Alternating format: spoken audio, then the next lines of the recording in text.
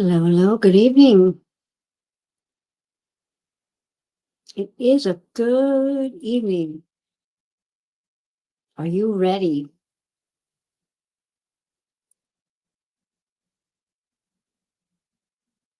Overcome dating fatigue. The G.A.G.A method to make meeting men that you or love meeting men again.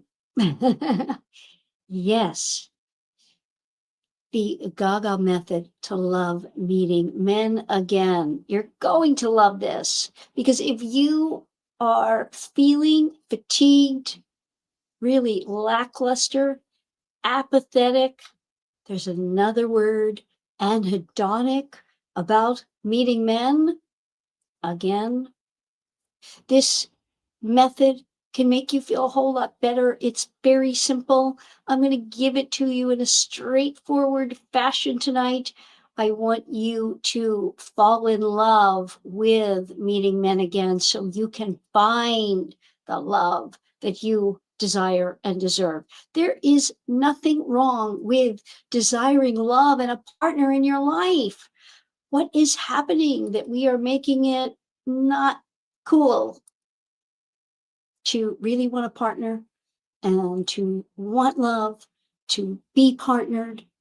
That's really what makes life special and gives it all the ups and downs that we want to feel, have, embody, to really live life to its fullest. And if you are at a place where you are feeling down about dating, where you are feeling that it is a lost cause, that it's too overwhelming, that you are just tired of what you might feel is the nonsense, this is going to give you a refresher so that you feel revitalized and can get out there again. Because unfortunately, being in love necessitates dating.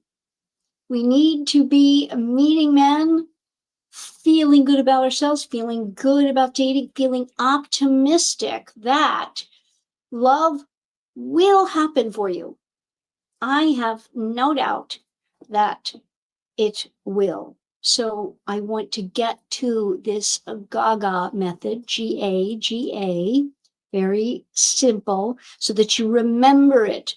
Because like a guru says, we don't need more information, we need more reminding. And this is a little bit of information with a lot of reminding, a lot of positivity, so that you get back in the game, so that you love meeting men again. It's really straightforward, and I want to get to it tonight so that you have it all at your fingertips. You can refer back to this, and there is a special discount link for you if you are really stuck and you need more help. I want to provide that for you. So welcome here, everyone, on tonight's live. Let's get right to it without further delay. What is the first G in this G.A.G.A method? I find that what happens for most of single adults is that we kind of just meander into dating. We don't really think about it. We just take it as a norm, as part of our life, and with its ebbs and flows, meaning, okay, well, I just haven't met somebody, or I'm just going to kind of stay online, and if it happens, it happens. If it doesn't, it doesn't. I'm just in a dating lull, or I'm not really meeting anybody now. Just a lackluster approach. And I believe, like with anything else, if you don't set an intention, which for this G.A.G.A method, I am going to use the word goal. And what is a goal? A goal in this case is your greater why. Everything we do has to have meaning, or we get, here's a big word for you, anhedonic about it, meaning slightly just dismayed, discomforted, even depressed. Like, I just don't feel anything about this. And why should I bother? But I'm going through the paces. And then there's that slight frustration that creeps in because whatever I'm doing really isn't getting results.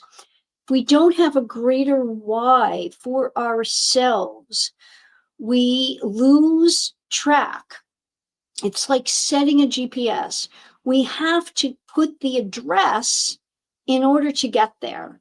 And in this instance, and in this little method, the address is the goal. And it is okay to have personal goals like you do with your health, with your fitness. A personal goal can be, I desire marriage, children, a family, whatever it is for you. I want to be completely committed, partnered for life. I want to find my special one. Here's the key. If you make it more specific, the more likely it is that you will get it, because the specifics you are putting in your mind, maybe you write it, you have your personal mantra or your mission statement, so to speak, your own personal mission statement.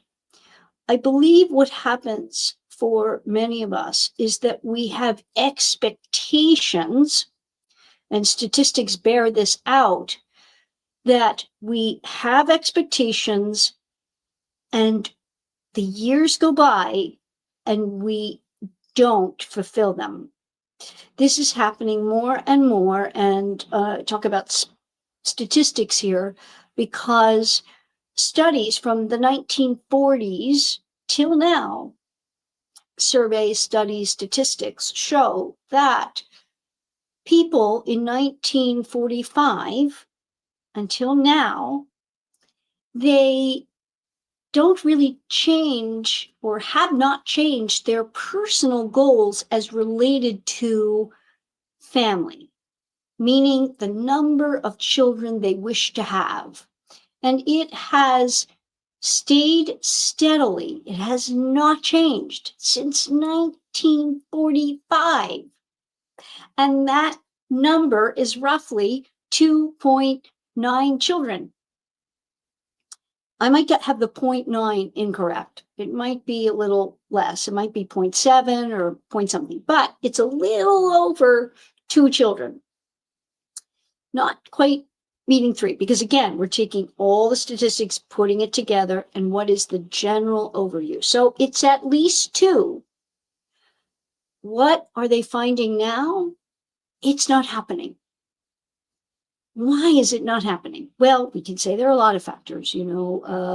Women have been given higher education, so they go into their educational pursuits and career pursuits. And let's think about what happened in the 1960s and the pill came into play.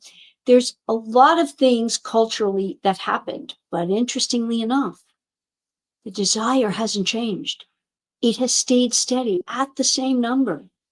So it's not happening. And they are also discovering that people regret not having children because most wanted the 2.457, whatever that is. Why is that? Because here's a really hard one for you. If you are wanting to have children and you are of a certain age, that 50% of women over 30 who want children will not have children. That's a terrible statistic. You don't want to make you and yourself a statistic if you want children. You have to be intentional. You have to overcome dating fatigue. You have to set that goal for yourself. No, I'm going to be the 50% that gets what she wants. Because what's happening is we have an expectation that it's just going to happen because it appears with everyone that love just happens. Well, it doesn't have to be that way. It, I believe, is very much a facet of our mindset, of manifestation, of intention. So if you want to be partnered, you must intend to be partnered, not just an expectation. There is a difference. You want your greater why. Why do you want to be partnered? Think about that for a moment. I love giving love. Most of us as women do. I love receiving it as well. But most of us really want to give it because where we feel life, we are giving love. Women bring love into the world through birthing children. Now, I'm not saying you have to have children to have a fulfilling life. I'm one of those, didn't want to have children. Very fulfilled, but it was always intentional. I never intended to have children. So, no regrets whatsoever. It wasn't a goal. It wasn't my why. But you and everyone must take a personal accounting. What do I want? Because as never before, we want to seize the day. Life goes very rapidly now in a way that it didn't years ago. If you were a woman in the 1950s now, it would be going a lot slower than it is now. No question. We have our devices and we are connecting in this way, and there is online dating, and the world moves at a seriously fast pace. So we want to be extremely intentional about it. Now, you want to make that goal for yourself and be specific. What do I want? What will make me happy in a relationship, in a partnership? What will I want when I'm 70? Yeah, that may seem so far off, but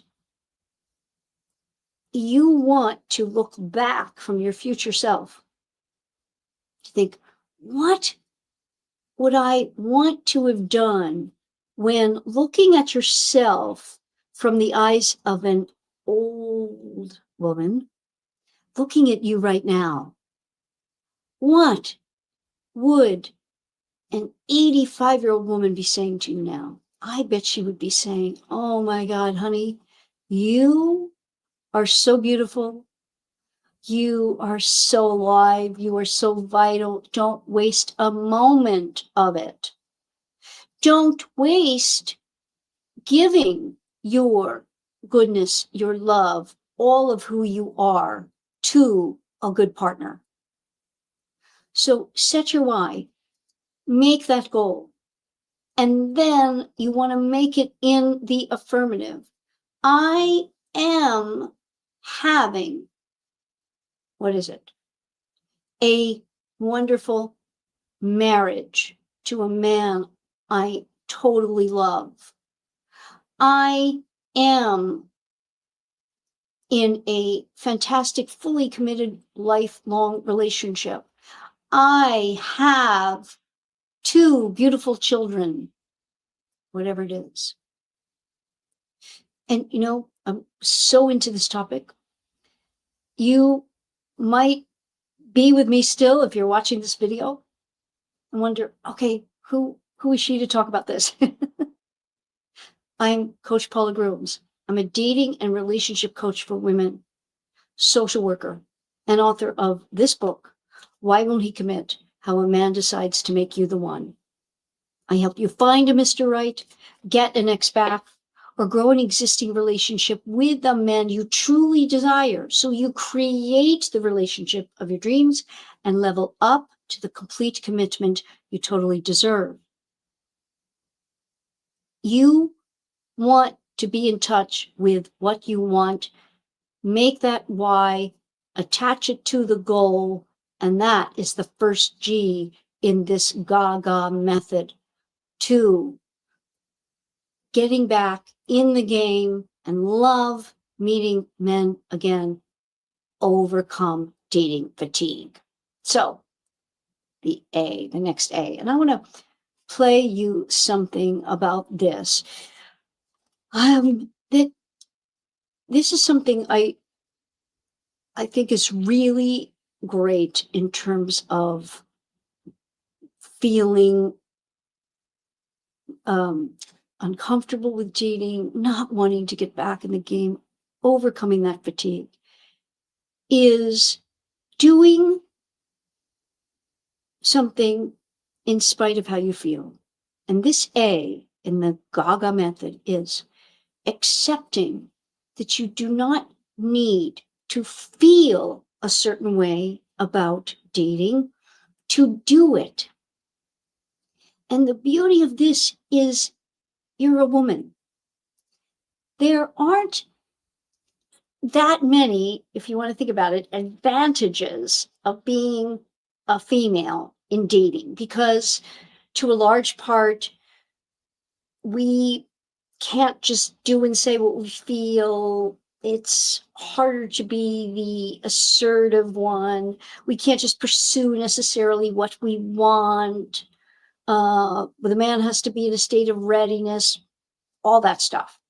But this is great, that when we aren't gaga about dating and we just go into it with a certain air, we don't have to want to, we don't have to care very much.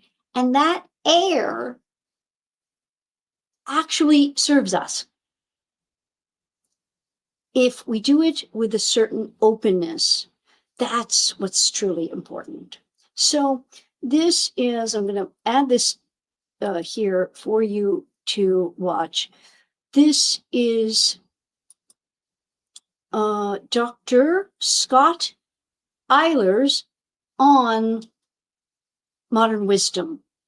And this will hone in on the concept here of what I'm telling you about not necessarily feeling it, but doing it. I want to make sure that I have the right one queued up here.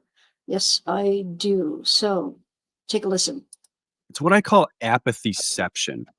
And I've heard, he didn't use this word, but I've heard Alex Hormozy, who I know you have on here from time to time, he's described something very similar, which is basically the idea of like, do I have to feel something when I do things?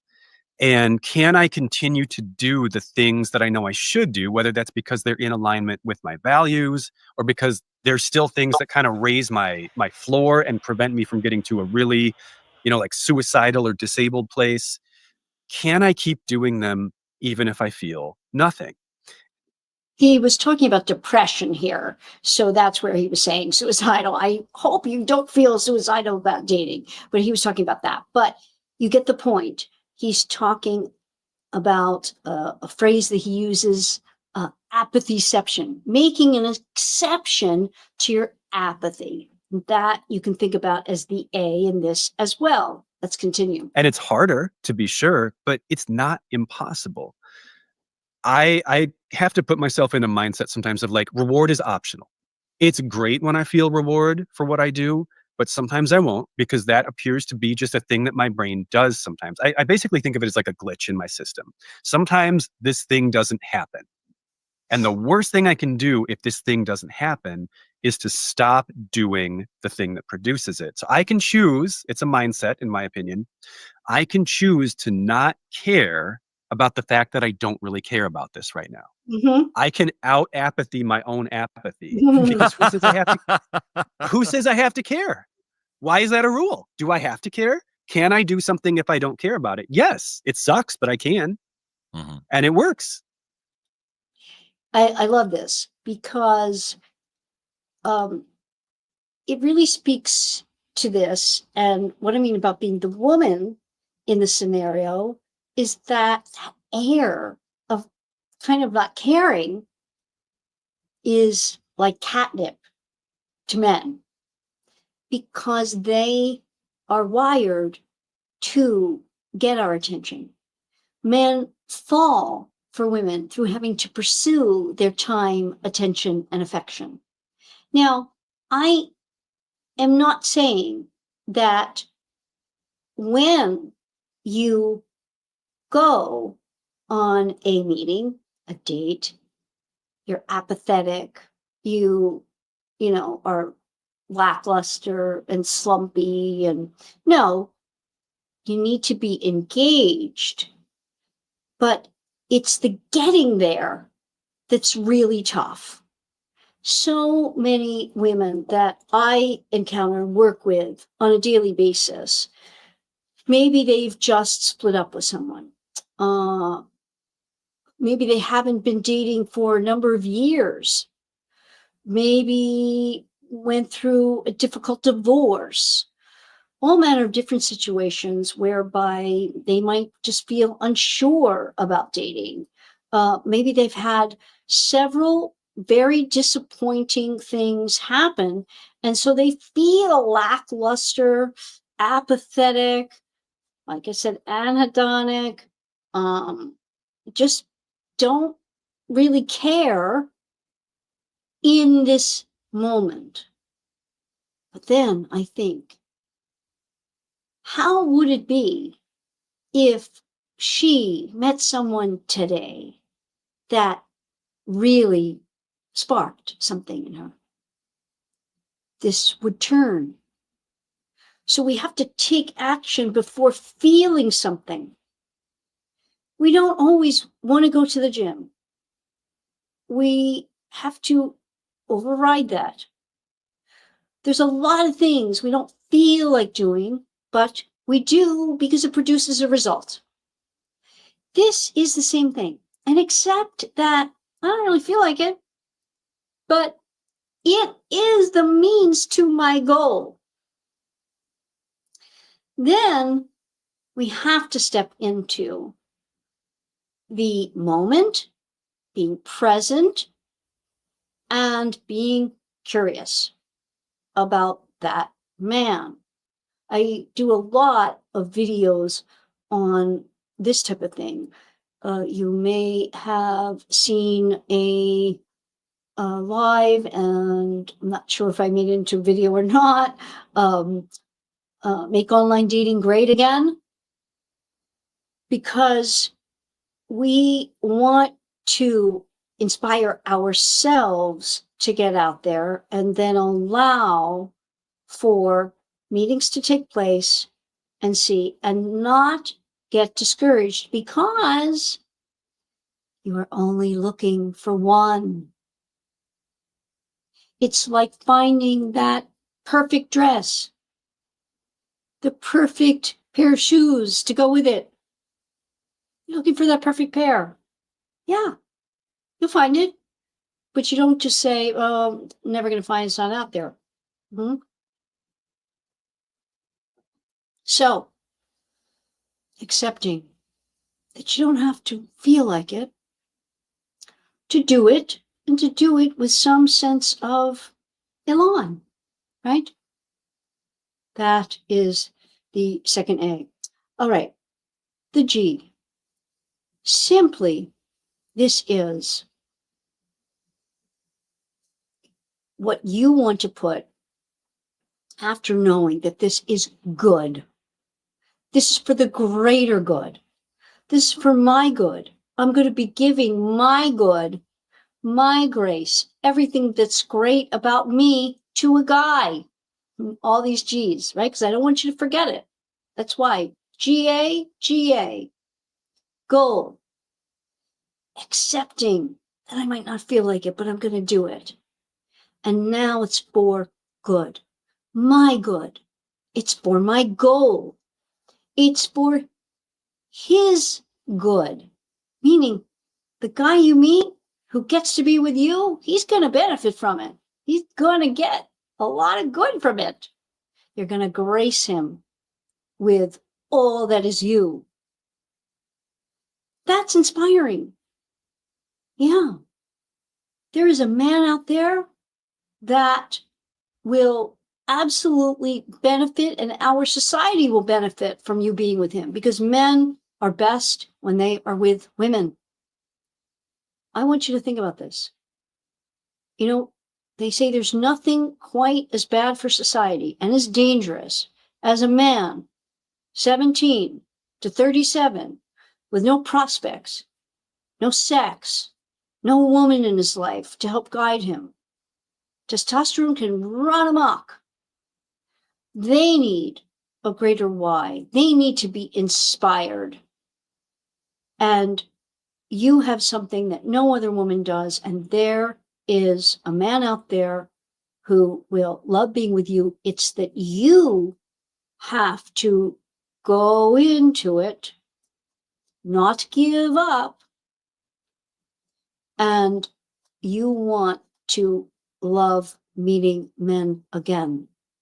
Use this to your advantage and affirm all that is good. I am getting back into dating and loving it. I am loving meeting men again. I am loving dating again. This is great. This is good. I am meeting my guy. Good, good, good. And the last, that's the A here. We can talk these theoretical things and feelings. That's as important as anything else. But if you don't take action, likely you're not gonna get anywhere. That's just a given in whatever we do. The gym analogy is a great one. You can think about exercise all you want. You can download different things and you can watch different videos and you can read different blogs and all about it. But if you don't get yourself to the gym or get yourself moving in whatever way it is, get yourself out the door and running or walking or whatever it is, but you don't take action, not going to be great. So I want to give you, before we go into that, another little snippet from this psychologist again, because it is about all that we just talked about here, the being good and moving into action. Let's take a listen. Let's see. I have to share this.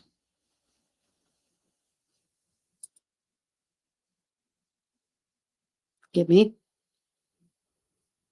No.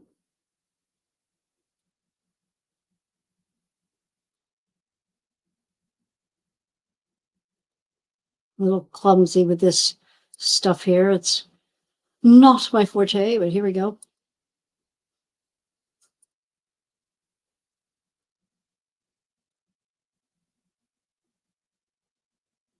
And something I learned just through repetitive trial and error in my own life is the way something feels while you are doing it is not necessarily the way it's going to feel later. And that relationship can move in either direction, which is really important to understand. I think all of us understand that things that feel good when we do them can feel bad later. You think about like a drunken night out with friends or something like that might feel really good while you're doing it, but you don't necessarily feel great the next day. Or a relationship that you were in and it ends, and now all the happy memories you had with that person are now sad memories because you're grieving. So I think we all understand that directionality, but it is important to note that it can go the other way as well. And if you're in a depressive episode and you're experiencing a state of anhedonia, and so you don't enjoy anything that you're doing, you Hmm. might be able to withdraw from those experiences later. The story that always comes to mind when I think of this concept is when I was 17. So my worst years depression wise were like early adolescence to early adulthood. Like 13 to 23 was my rock bottom. I kind of think So again, he's talking about depression here, but again, we can think of it as kind of a numbness towards dating, just that fatigue about dating. So listen to it with that in mind. I got it out of the way early, but 16 and 17 in particular were very, very dark times for me. And I think on some level, my parents recognized that. They had no idea what to do. We're small town people. They're not mental health savvy. I don't blame them for that. But my dad knew I was really into like fish and water and stuff. And so he planned, when I was 17, he planned a trip, just the two of us, a scuba diving trip to the Florida Keys, which was like the apex. Like that was the coolest thing I could imagine at the time. So I remember, we fly out there, we're out in the water, and we take this boat out, 3 miles out to the reef or whatever, get in the water, and I'm not even in. I mean, I'm in the water, but like my head is still above. I'm just treading water, right? And I remember looking down and just seeing all these bright colors, like there was just fish all around, and I remember thinking, that's cool. I didn't know there was like I thought I was at least going to have to get underwater before I saw the fish.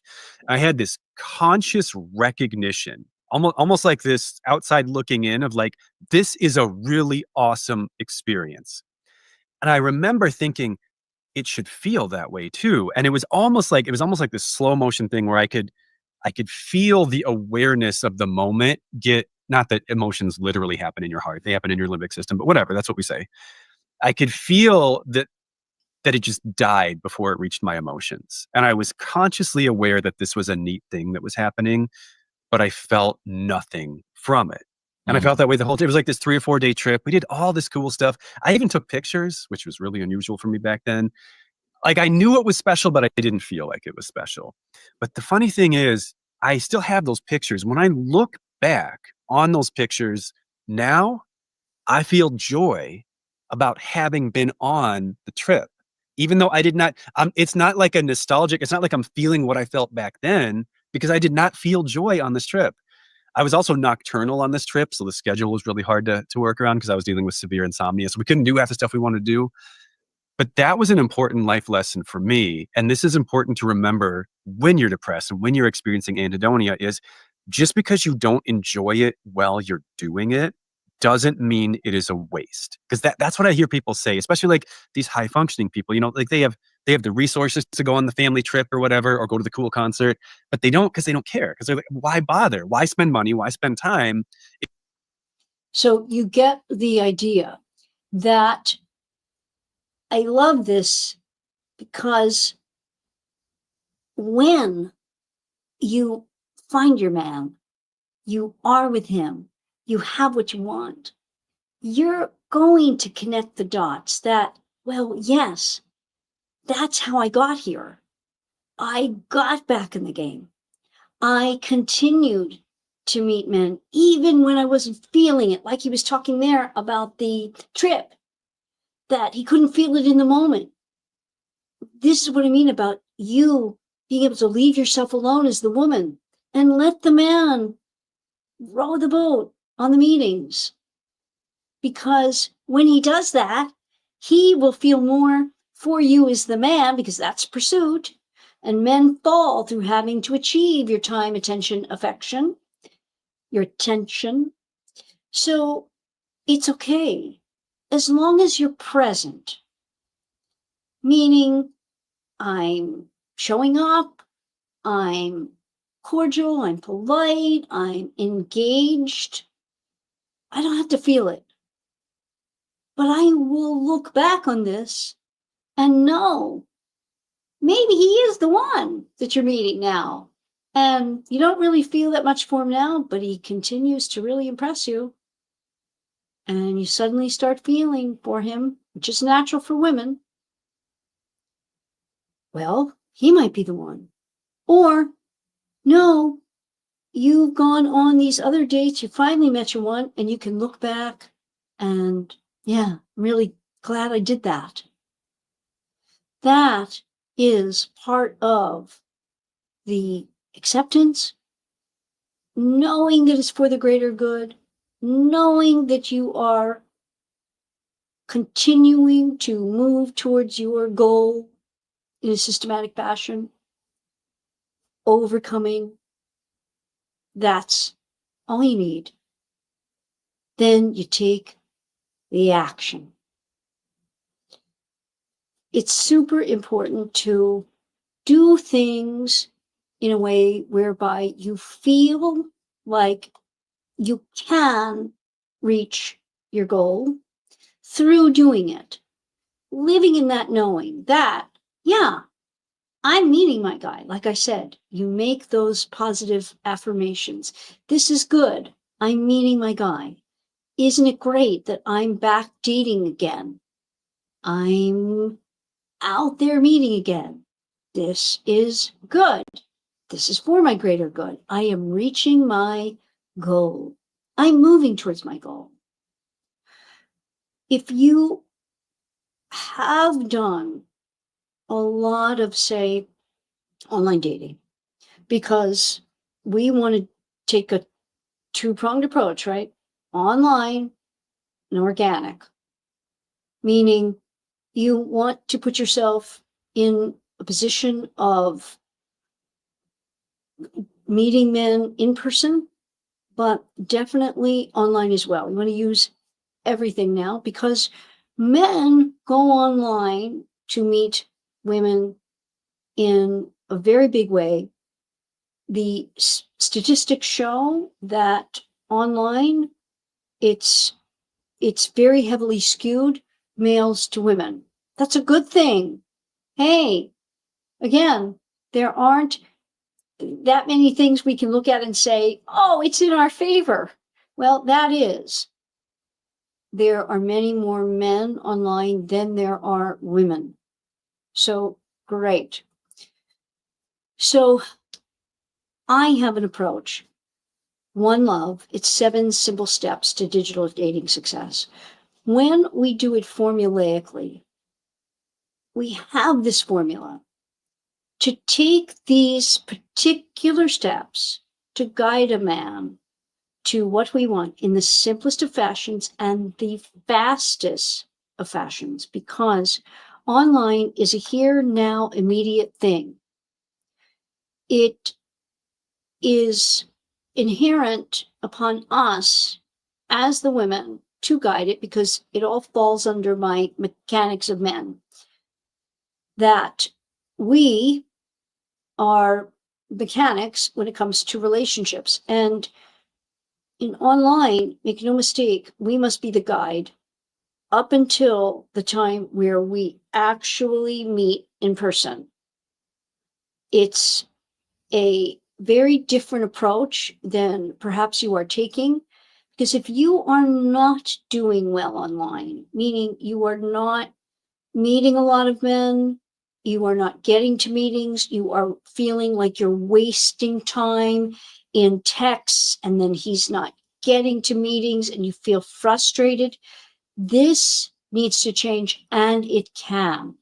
Once you have this formula with exactly what you text, exactly what you say, you don't let these interactions on the apps go on for a very long time. You don't get to meetings. I have a very systematic approach that gets you there, 7 simple steps, and lands you real meetings close to the time you've met online, which is very important for the man, guiding him to put you in the right category of girlfriend, relationship material. They're such subtle things that are deeply psychological for men. And anyone here that has worked with me knows that these things are really something you wouldn't necessarily think about. But when done, they're a game changer. And for anyone watching this video, I am putting a a link down below that's a special for the One Love self-help course. But with it, you get a full coaching experience with me, whereby we can go over exactly what you're doing, where you might just need a little tweak that will be that game changer. It's amazing the change I hear for women. They tell me, my clients, that little tweak, I didn't understand why he wasn't asking to meet. I didn't know what I can or can't say to get to a meeting, where I should meet. It's the where is in there, exactly where, the when, exactly when, because environment is important to set it up like a date, but you don't want to do dinner dates, not for a first meeting. It doesn't set you up for success. And I give you the psychology of why that is. You don't want to be meeting for coffee. I have videos here about that. That is going, generally speaking, to get you nowhere. It is not enticing for men. We need the right environment. We need the right time. We need the right energy. And if you use what I'm telling you tonight, and this special I'm giving for viewers here, you click that link, you will have it. You can talk to me as early as next week. Start it. Do the steps. Get back in the game. Summer is a wonderful time because we also talk about organic dating, which summer is fantastic. Most of the world here that are watching this right now, again, this video, of course, is going to be evergreen. But if you're right here with me right now, it is summer in the Northern Hemisphere and never a better time to be meeting men out. I give you 2 bonuses in the course of strategies to do that in a fun, light way. You want it to be fun. You want to feel excited. You want to feel good about it. I urge you to use this great opportunity, such a discount. The course, because it's a self-help course, is generally, I should say, most all times, about 150, something like that. This gives you 100 off. It's less than $50 for you to have it always at your disposal.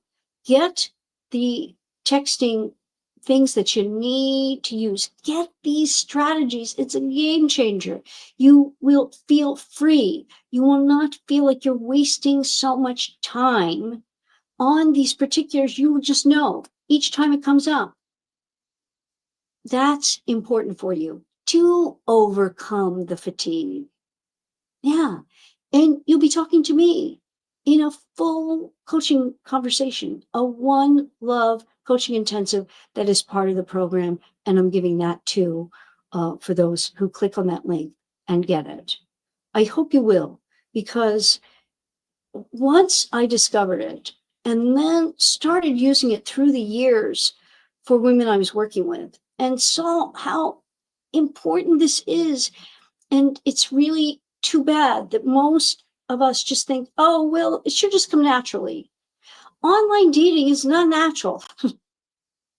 It's not like meeting someone organically. Generally, that stuff is easy. We don't have to think of it so much. I don't have to have a full course in organic meeting and dating.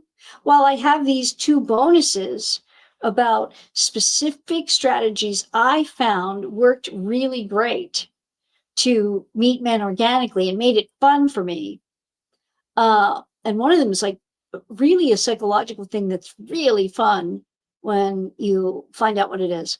It's fun to try and do. But I don't have to have a course about organic meeting out. Then things just generally happen because of our history, our lineage, all that we have been for thousands and thousands of years, where men met women in person, saw them, felt something, pursued them. This is normal and natural. So I don't have to give a course on that, but online is not. And everybody thinks, well, it'll just happen and men will be pursuant and they will. No, you know why it doesn't work very easily? When you understand it from the man's experience of online dating, you really get it. You see, there is a big difference between men's skills in terms of relating and dating. Dating skills are not relating skills. And when we are only seeing a two-dimensional picture and texting, that's not like meeting a man in person, where you feel something from how he interacts and behaves. Pheromones, looks, in terms of his eye contact, all manner of different things. They say 70% of our interactions are, or our perceptions, our perceptions are not verbal. Meaning it's when we're in person, it's what we feel and intuit. We are instinctual mammals. I don't need a course in that. That's pretty much going to happen naturally. And that's why these two bonuses that I give you, whereby you put yourself in these positions of meeting organically in this fun way, help you. But the online, understand that a man has tried many, many different approaches. And dependent upon the woman, it doesn't work for him. One woman only wants to text for a month before ever agreeing to meet. One woman only wants to have phone calls. She doesn't want to text. Another only wants to text. One wants to go for coffee. Another will be insulted if he asks for coffee. She wants a 4-course meal. Another, it is so confusing and confounding for men. All they want to do is know what you want and please you so that you have a good meeting and you see. And that's what this course does for you. It helps you guide him in still a feminine way, but get you to that meeting, because once you have that meeting, then his natural maleness instincts, it takes over and things happen more naturally as they have for millennia. Online doesn't. So that link is below. I hope you will check that out. So I want to do some quick Q&A before we say goodbye tonight. Let's see. For men who are ready to commit, is it really so easy for them to find a woman with whom to commit? As a woman, I find it a major challenge to find a man worthy of my love and commitment. Yes. I'm going to put that up there. That is a very simple and easy answer if you have read my book, and I hope you will, because the puppy principle in it explains it all. Remember, ladies, we are like puppies for us, to men. I said that in a convoluted way. We as women love all puppies. They're all cute. Whether it's a little teeny tiny chihuahua all the way to the biggest mastiff. Every single puppy is endearing, wonderful. If we like doggies, we love all puppies. We want to be around them. It makes us feel something just to be looking at a puppy. We can watch cute puppy videos. It gives us something, and whether it's, like I said, the tiny little, even that little hairless dog, very cute. Maybe you wouldn't adopt it, but you like it. And if you were around it enough, maybe that would be the one you say, I've just fallen in love with it. I'm going to adopt it. So even when you're not his type, it can happen. It is so easy for men. In what you might continue to be asking is it find a woman to commit to. It is not about love alone like it is for you as a woman. You don't think about commitment. It just happens naturally. If you spend enough time with a man, you like him enough, you have sex with him, you will be committed and bonded. It is hormonal, it is natural, it just happens, you don't think about it. It's like one of my gender gaps. Women see commitment as a natural outgrowth of love.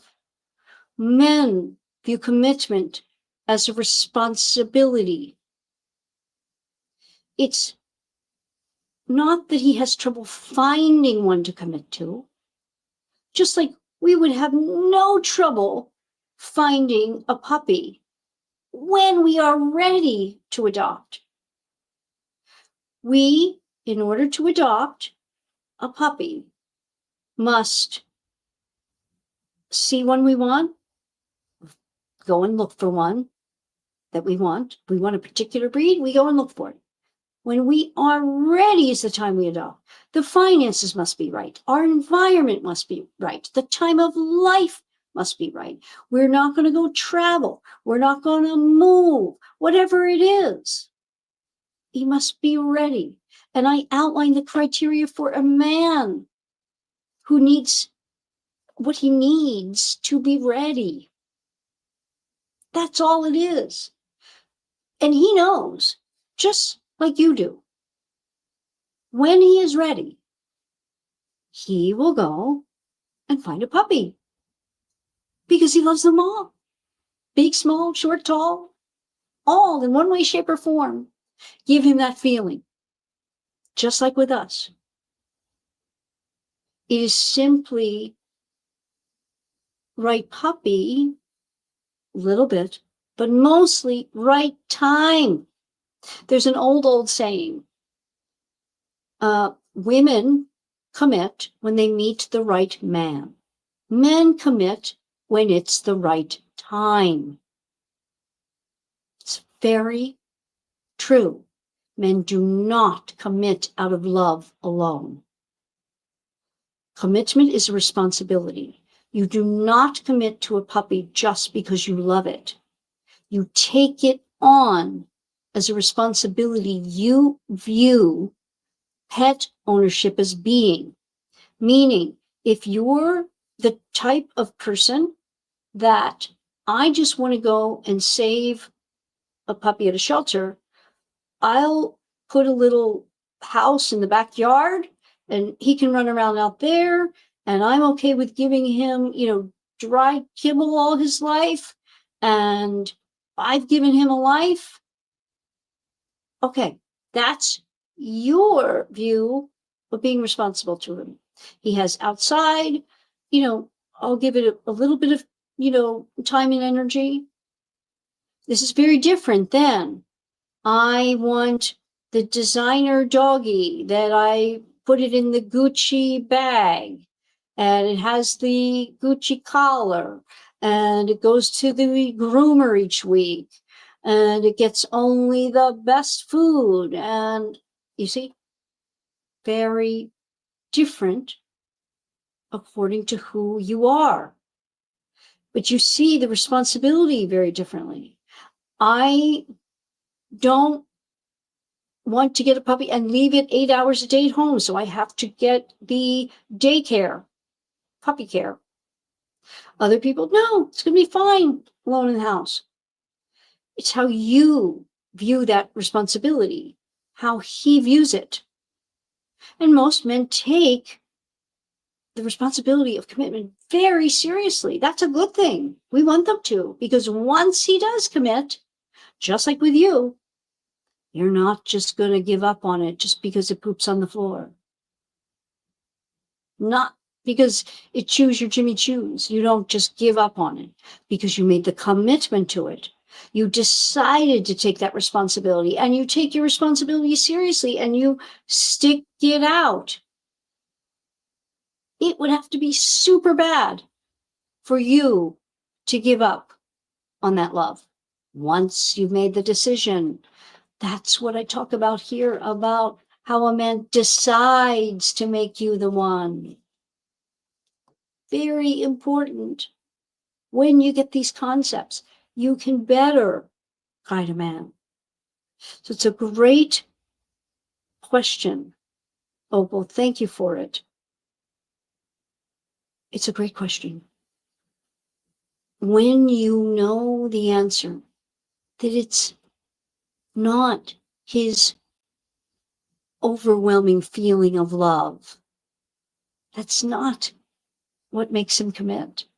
It doesn't just happen naturally like that, because he can love any puppy just like we can love any real puppy. But we want a particular puppy to fit our lifestyle in order to make that commitment. But it's fairly easy. I'll give you an example. When I was on sabbatical from my job as a social worker, I had decided to move into this realm. I was in Arizona with my sister, and I was living in her little guest house. She had a beautiful golden retriever, Bentley. A love, just wonderful. And because I was alone in the guest house, she would say in her house to him, "Do you want to go sleep with your girlfriend?" We called him my boyfriend because I was alone out there. I had left New York City and was out there for a year, and doing some work at the University of Arizona and working on my book. And so Bentley would run out the door, sit on my stoop, and she would text me, and I'd open my door, and he'd come on in and jump into bed with me and sleep with me. And then in the morning, let him out. Well, after a year, I was going to go back to New York City, to my teeny tiny studio apartment, 5th floor walk up. I love Bentley. He was my boyfriend while I was there. And if she had said to me, "You know, you love him so much. We have 2 other dogs. Why don't you take Bentley?" If she had said that to me, my heart would be, oh my gosh, I would love to have Bentley. Here's the problem. I'm getting in my little truck, driving across country, gonna be in New York City, 5th floor walk up, in a studio apartment with an 80-pound Bentley. Didn't matter how much I love him. Wouldn't be right for Bentley. Now, say Bentley had been a little pug, a little 15-pound pug. Would I have? Yeah, probably. I would bet on it. If I felt the way I felt about Bentley with that little pug, sure, I would adopt. Right situation, same love. This hones in on the entire puppy principle. The love I had for Bentley was immense and would have loved to. Love alone does not make a man commit. It has to be right puppy, right time. But for your question here, you must understand, though, that it's less about right puppy and more about right time. It makes for us to really know where a man is. And many, many, many a woman has had the experience of, I know he loves me. It's clear he does. He may even say he does. So how is it that he doesn't overcome the circumstances and commit? You love me, you committed. No, that's female. Would I have overcome my circumstances of the 5th floor walk up and the 80-pound dog in a 300 and something square foot studio in New York City? No.